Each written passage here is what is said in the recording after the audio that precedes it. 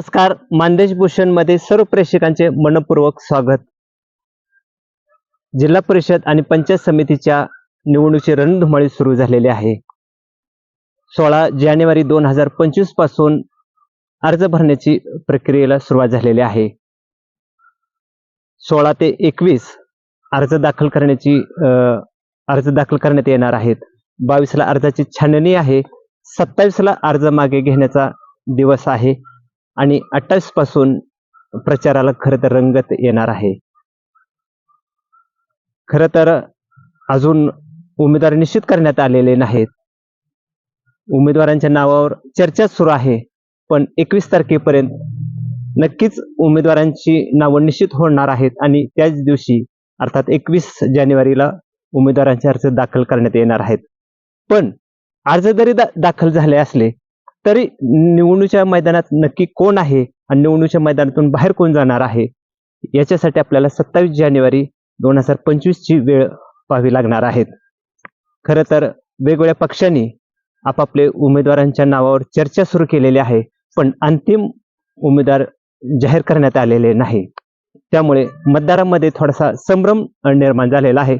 पण हा संभ्रम लवकरच सर्व पक्ष मतदारांचा दूर करतील. खरं तर आजचा विषय हा आपण वेगळाच विषय घेतलेला आहे. तो विषय आहे की 1962 साली सातारा जिल्हा परिषदेची स्थापना झाली. 1962 ते 2023 या कालावधीत मान तालुक्यातून सातारा जिल्हा परिषदेवर सदस्य म्हणून वेगवेगळ्या लोकांना संधी मिळालेली आहे काम करण्याची. त्यामध्ये महिला आणि पुरुष असा दोन्हीचाही समावेश आहे. पण खरं तर 1962 ते 2023 या कालावधीमध्ये सातारा जिल्हा परिषदेचे सदस्य म्हणून निवडून गेलेले आहेत. त्यांनी सदस्य म्हणून काम केलेलं आहेच, कामाचा ठसा उमटवलेलाच आहेच. पण तेवढ्यापुरतं सदस्यपुरतं मर्यादित न राहता वेगवेगळ्या पदावर काम करण्याची संधी त्यांना मिळालेली आहे. आज महाराष्ट्र राज्याचे ग्रामीण विकास मंत्री आहेत जयकुमार गोरे भाऊ. हे सातारा जिल्हा परिषदेचे 2007 मध्ये सदस्य झाले आणि आज महाराष्ट्राचे ग्रामीण विकास मंत्री म्हणून काम करत आहेत. खरं तर मान तालुक्याचा सुपुत्र म्हणून भाऊ आज ग्राम विकास मंत्री म्हणून काम करत आहेत. पण त्यापेक्षा पुढे अजून एक सांगावंसं वाटतं की सातारा जिल्हा परिषदेचा काम केल्यानंतर भावना इतका वर्ष म्हणजे 15 वर्ष आमदार झाल्यानंतर 4थ्या टर्मला त्यांना महाराष्ट्र राज्याचे ग्रामीण विकास मंत्री म्हणून काम करण्याची संधी मिळालेली आहे. खरं तर मान तालुक्याला एक जिल्हा परिषद सदस्य एक महाराष्ट्र राज्याचा ग्रामीण विकास मंत्री होऊ शकतो हे आमदार जयकुमार गोरेभाऊ अर्थात मंत्री जयकुमार गोरेभाऊ यांनी सिद्ध केलेलं आहे. खरं तर त्यांच्या कामाची पद्धत सर्वांनाच माहीत आहे. खरं तर 2च वर्ष कमी कालावधी भावना जिल्हा परिषद सदस्य म्हणून काम करायला संधी मिळाली आणि पोटनिवडणूक लागली जिल्हा परिषदेची आणि त्या पोटनिवडणुकीमध्ये अर्जुन तात्या काळे आंधळीचे हे जिल्हा परिषद सदस्य झाले आणि भाऊ आमदार झाले. खरं तर भाऊंचा पिरियड ग्रामविकास मंत्री म्हणून आपण बघतोय कालावधी काम करण्याचं. ग्रामविकास मंत्री झाल्यानंतर अनेक वर्ष सातारा जिल्हा परिषदेचे सदस्य म्हणून राहिलेले मारडीचे सुपुत्र अर्थात सदाशिवराव पोळ तात्या यांची खरी ओळख आहे. किती वर्ष काम करायचं जिल्हा परिषदेवर असे अनेक वेळेला ते म्हणत होते. खरं तर त्यानंतर त्यांना जिल्हा परिषद सदस्य काम केल्यानंतर त्यांना संधी मिळाली, ते जिल्हा परिषदेचे उपाध्यक्ष होण्याची संधी मिळाली. खरं तर हे सर्व काम करत असतानाच त्यांना शरद पवार साहेब यांनी विधान परिषदेचं उमेदवारी दिली आणि त्यांना बिनविरोध निवडून आणलं. बिनविरोध निवडून आणल्यानंतर त्यांना विधान परिषद अर्थात आमदार म्हणून काम करण्याची संधी मिळाली. खरं तर त्यापेक्षा अजून एक विशेष वाटतं. खरं तर एक अनुभवी माणसाला खरं तर जिल्हा परिषद अध्यक्ष खरं तर संधी होण्याची संधी मिळायला पाहिजे होती, पण तात्यांना ते मिळाली नाही संधी, याची खंत होती. म्हणून खरं तर तात्यांना विधान परिषद सदस्य पद मिळालं. पण तात्यांचा प्रवास हा मान पंचायत समिती सभापती, जिल्हा परिषदेचे उपाध्यक्ष आणि विधान परिषदेचे सदस्य अर्थात आमदार म्हणून काम करण्याची संधी मिळाली. खरं तर अनेक वर्षापासून 1962 सालापासून मान तालुक्याला एकदाही जिल्हा परिषदेचे अध्यक्षपद मिळालेलं नव्हतं आणि वेळोवेळी खरं तर आपल्याला खरं तर दुष्काळाचं कारण देत किंवा मान तालुका नेहमीच राजकीय क्षेत्रापासून दूर राहत होता आणि ही खंत होती. पण अनेक ह्याच्यातून जात असताना सुभाष नरळे सर यांच्या रूपानं मान तालुक्याला सातारा जिल्हा परिषदेचा अध्यक्ष होण्याचा मान मिळाला. नरळे सर हे खरं तर शिक्षक आहेत. त्यांचा पण प्रवास हा तात्यांच्यासारखाच झालेला आहे. पण मान पंचायत समितीचे सभापती झाले आणि त्यानंतर ते सातारा जिल्हा परिषदे अध्यक्ष झाले. खरं तर सुभाष नरळे सर यांना कमी कालावधी मिळाला अध्यक्ष म्हणून काम करण्याचा. पण एक मानला त्यांच्या रूपाने एक अध्यक्षचं पद मिळालं खरं. खरं तर हे सर्व करत असताना वरकुटे मलवडचे सुपुत्र अनिल देसाई यांना जिल्हा परिषदेचे सदस्य म्हणून 2 वेळेला काम करण्याची संधी मिळाली. खरं तर अनिल भाऊ देसाई आता सातारा जिल्हा मध्यवर्ती बँकेचे उपाध्यक्ष आहेत. तिसरी टर्म त्यांची उपाध्यक्षपदी म्हणजे उपाध्यक्ष म्हणून अनिल भाऊ काम करत आहेत. खरं तर अजून एक सांगायचं राहिलं मगाशी जाता जाता की सातारा जिल्हा परिषदेचं उपाध्यक्ष पद सांभाळल्यानंतर त्यांना सातारा जिल्हा मध्यवर्ती बँकेवर अध्यक्ष म्हणून काम करण्यास संधी मिळालेली आहे. खरं तर जिल्हा परिषदेचा सदस्य जिल्हा मध्यवर्ती बँकेला अध्यक्ष होतोय, इकडे उपाध्यक्ष पण होतोय. हे सर्व खरं तर मान तालुक्यासाठी एक अभिमानाची गोष्ट आहे. खरं तर हे चित्र बघितल्यानंतर जिल्हा परिषद सदस्य कसे वेगवेगळ्या क्षेत्रात काम करत गेले हे आपल्याला आता या निमित्तानं माहिती मिळालेली आहे. पण अजून एक खरं तर आनंदाने अभिमानाने सांगण्यासारखी गोष्ट आहे. खरं तर मानचे जावई म्हणून जे माणिक सोनवलकर सर आहेत, ते आंधळीचे जावई आहेत. खरं तर माणिक सोनवलकर सरांना सुद्धा सातारा जिल्हा परिषदेचा अध्यक्ष म्हणून काम करण्यास संधी मिळालेली आहे. खरं तर त्यांच्या पत्नी भावनाताई सोनवलकर यांनाही खरं तर संधी मिळालेली आहे जिल्हा परिषदेचे सदस्य म्हणून काम करायची.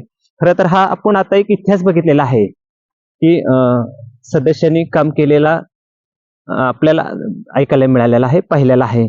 आणि खरं तर अध्यक्ष उपाध्यक्ष झाल्यानंतर ग्रामविकास मंत्र्यांची सदस्य सुद्धा जिल्हा परिषदेचा ग्रामविकास मंत्री होतो, हे आपल्याला या निमित्तानं पाहावयास मिळालेलं आहे.